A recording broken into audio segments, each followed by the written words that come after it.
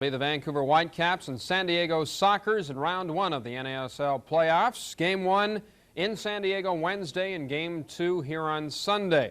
Well, if the old adage is true, you're only as good as your last game, the Whitecaps are in trouble.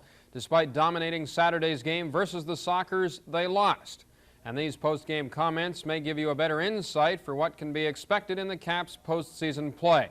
The Whitecaps lost 2-1 in a shootout in front of 27,000 fans on Saturday. You've got to have a little bit of luck in this game, same as any other sport, and I think on the night we didn't have the best of luck. We couldn't have tried any harder. I think the fans got behind the players, they urged them on, and the players responded very, very well. You know, we're 3.5 minutes away from beating them, and I mean, they are a good side, San Diego. They're a very, very experienced side. I think it was a good game, it was good value for money, and everybody's disappointed that we didn't win. I know that you don't really like to think about any particular team when it comes to the playoffs, but there is a chance you might meet San Diego. How would you feel about playing them again in a playoff series? Well, that's okay. I think you know, the matches we've had this season have been pretty even anyway, and I think if we go into a playoff situation, I think there'll be good games and they'll be very, very close. I think once we're in the playoffs, the situation we're in now, it really doesn't matter who you get, because the top 8 teams have gone through, and if you pick one, you say, well, look at their strengths, and you pick another one, you look at their strengths. So it's much of a muchness. I think it's just how the team plays on the night in the playoffs, and where you go from there. I think it's a bit the same as us with Seattle. No matter how we play, and no matter how well Seattle play, we beat them. And San Diego seemed a little bit that way with us. Nevertheless, you know, we get them in the playoffs, we'll beat them. A lot of people thought tonight's game would be a little bit more high-scoring than it was. If you're going to meet the Whitecaps in the playoffs, do you think it may be a high-scoring affair? Could be very similar to this, because I think that's the way the two teams play. You know, we let the other teams come at us, and then we counter-attack with shorter passes. They throw everybody forward. Fullbacks are coming forward and continue going down the wing, and you know, that's their system, and we play our system, and it seems to be paying off for us so far.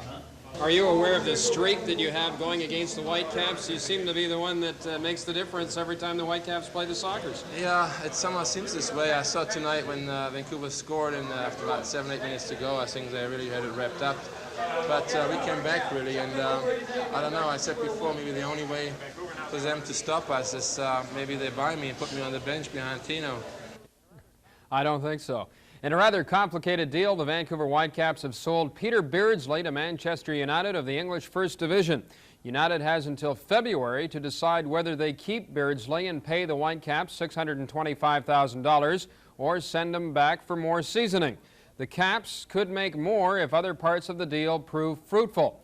As James Lawton pointed out in tonight's Vancouver Sun, the reputation of helping a third division player like Beardsley become a first division soccer star will aid the Whitecaps in their recruiting of young and eager British talent. Beardsley reacts to his new opportunity this way. It's a tremendous opportunity for me. Once I get over there, it's up to me to take the best opportunity I can, hopefully make a good go of it. But having said that, I've got to wait to see what happens, really. And if you don't make Manchester United, if you're not on their starting team, then you're back here in Vancouver? Yeah, that's right. Come March, if I'm not doing as well as Manchester United would like, I'll probably come back to Vancouver, yeah. It must be like a dream come true, because you start playing soccer at a very young age, dreaming of playing for a team like that. If you had to play for any team, was that the team you would have picked? It probably would, really. Like, it's really good for me, the fact that it came the way it did.